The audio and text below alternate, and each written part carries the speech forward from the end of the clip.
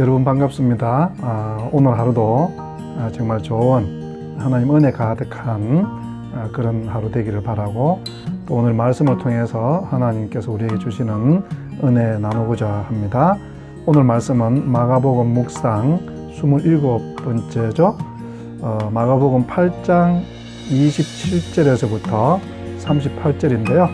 34절까지만 우리 함께 읽어보도록 하겠습니다. 27절부터 34절까지. 예수와 제자들이 빌립보 가이사랴 여러 마을로 나갈새 길에서 제자들에게 물어 이르시되 사람들이 나를 누구라고 하느냐. 제자들이 여짜와 이르되 세례 요한이라 하고, 더러는 엘리야, 더러는 선지자 중에 하나라 하나이다. 또 물으시되 너희는 나를 누구라 하느냐.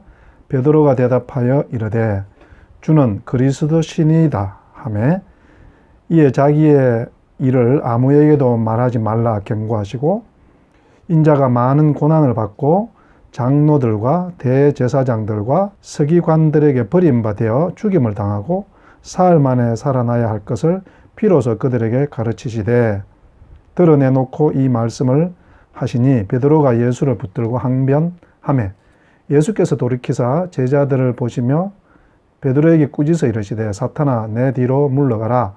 내가 하나님의 일을 생각하지 아니하고 도리어 사람의 일을 생각하는도다 하시고, 무리와 제자들을 불러 이르시되 누구든지 나를 따라오려거든 자기를 부인하고 자기 십자가를 지고 나를 따를 것이니라.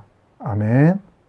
오늘 말씀은 참 유명한 말씀이죠. 빌립보 가이사랴 베드로의 고백. 주는 그리스도십니다. 주는 살아계신 하나님의 아들입니다. 이렇게 대답하는 것. 이것이 우리 신앙의 진수이기도 하지만, 오늘 또 본문에는 보면 사실상 베드로는 그런 말을 하지만 그 의미는 제대로 모르고 있는 것 같습니다. 오늘은 그리스도가 무슨 의미인지, 이 메시아는 과연 어떤 사람인지에 대해서 우리 함께 생각해 보고자 합니다. 먼저 27절에 보면 이 이야기는 빌립보 가이사랴 지역에서 있었던 일입니다. 제가 이스라엘 순례 갔다가 이곳에 가보았는데요. 이곳에는 본래 이 로마 황제 가이사의 큰 이 신상이 있었다고 합니다. 큰 이 동상이죠. 그래서 거기에 와서 많은 사람들이 로마 황제에게 충성을 맹세하고 우리의 왕은 가이사라입니다, 이런 고백을 하는 그런 장소라고 합니다. 근데 그런 장소에서 베드로는 지금 누가 왕이라고 말을 합니까? 29절에 보니까 예수님 당신이야말로 우리의 그리스도, 우리의 왕입니다. 그러니까 이게 이렇게 딱 대치가 되는 거예요. 사실 이 빌립보 가이사랴 지역에서는 로마 황제, 당신이 우리의 주시고 우리의 왕이고 우리의 메시아입니다, 이렇게 고백하는 곳인데요. 이 베드로와 제자들은 예수님, 당신이 참 우리의 이 그리스도시고 우리의 구세주입니다, 이렇게 고백하고 있습니다. 이것은 아마도 베드로의 고백을 좀 더 상징적으로 보여주는 그런 이야기가 되겠고요. 또 어쩌면 우리가 이 세상에 살면서 이 세상의 권력자들이 있죠. 그렇지만 우리의 참된 왕은 예수님이다, 이것을 우리에게 잘 보여주고 있는 것 같습니다. 예수님을 십자가에 못 박아 죽이라고 그 무리들이 총독 빌라도에게 외칠 때 그들이 뭐라고 그랬는가 하면요, 가이사랴 외에는 우리에게 왕이 없습니다.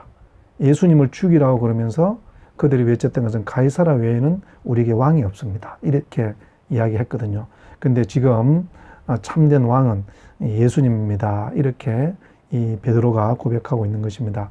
여러분에게 참 왕은 누구십니까? 우리가 이 세상에 살면서도 우리를 다스리고 우리를 이 지배하는 권력자들이 있죠. 여러분, 그렇지만 정말로 우리의 삶을 돌보시고 우리의 삶을 리드하시고 우리의 삶을 인도하시는 참된 왕은 우리 예수님인 줄로 믿으시기를 우리 주의 이름으로 축복합니다. 이런 베드로의 고백에 예수님께서 그런 말 아무 데서도 하지 말라 30절에 권고하시면서 예수님께서 자기가 이 대제사장들과 장로들과 서기관들에게 버림을 받아서 죽임당하고 죽고 나서 다시 살아날 것이다. 그러니까 이 자기의 십자가의 죽으심을 이야기하는 것입니다. 그래서 베드로는 예수님이 메시아 그리스도임을 고백하고 있고요. 예수님은 그 고백에다가 진짜 메시아는 어떤 사람인지 아느냐? 못 박혀 죽는 사람이다. 진짜 메시아는 죽임당하는 분이라는 것을 예수님께서 말하고 있습니다. 우리가 보통 메시아를 상상할 때 어떤 이미지가 있습니까? 골리앗이라든지 다윗과 같은 큰 용사죠.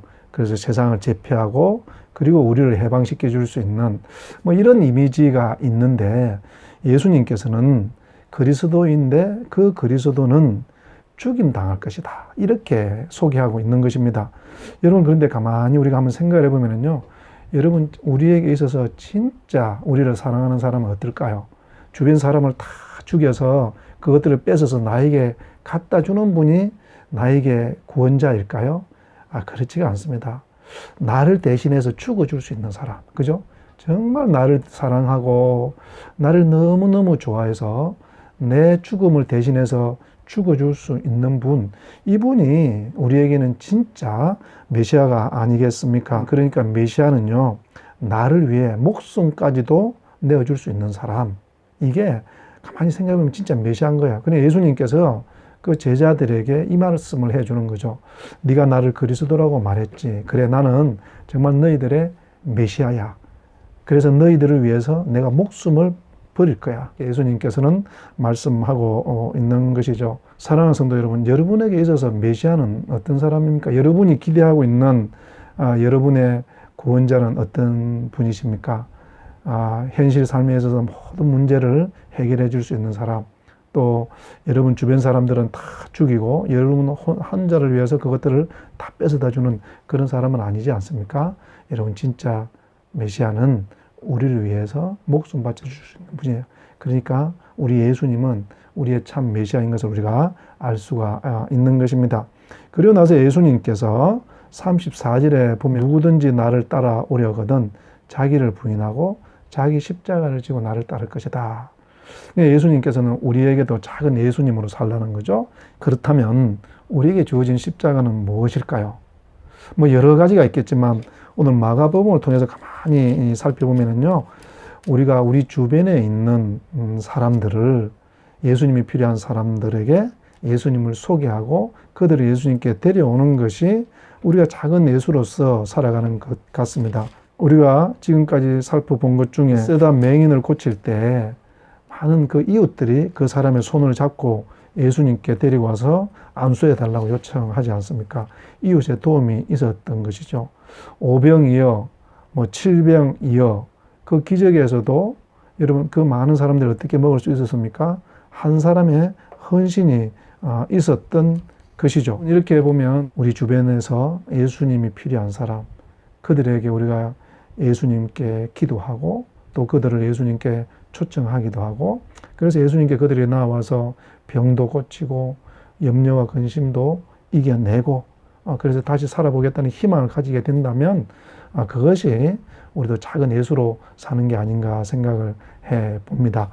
사랑하는 성도 여러분, 우리 예수님께서는 우리를 위해서 목숨까지 내어주신 우리의 진짜 메시아인 줄로 믿습니다. 우리도 그분의 사랑, 그분의 은혜를 늘 기억하면서 우리 주변에 있는 사람들을 위해서 작은 예수로서 섬길 수 있는 그런 하루 되기를 우리 주의 이름으로 축복합니다. 기도하시겠습니다. 하나님 아버지, 감사합니다.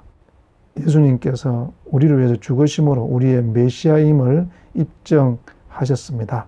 주님, 우리도 그 예수님을 본받아서 우리 이웃들을 위해서 작은 섬김의 삶을 살게 하여 주시옵소서. 예수님 이름으로 기도드렸습니다. 아멘.